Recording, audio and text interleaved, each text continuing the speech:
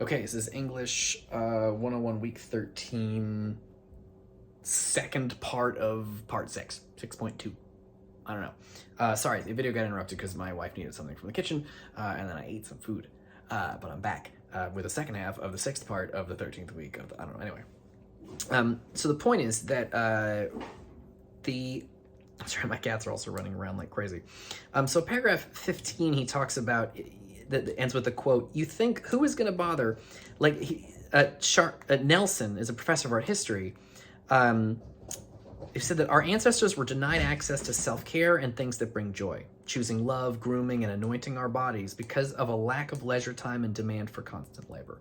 So that sort of under slavery, people were not given, and even, you know, under capitalism, you have to constantly work, so that you don't have leisure time because you're forced constantly to work, and so, you know, you have time for choosing love, grooming, and anointing our bodies, which means that in those circumstances, choosing love and grooming and anointing bodies and these kinds of things are a form of resistance.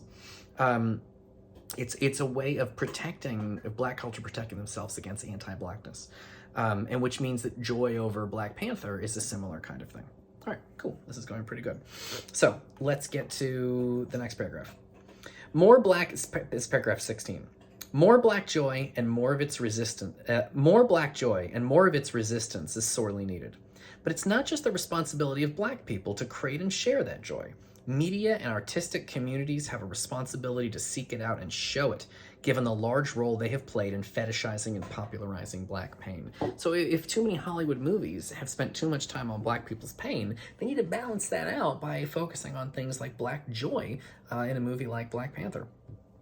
I asked Douglas what she thinks would change if there were more expressions and open portrayals of Black joy.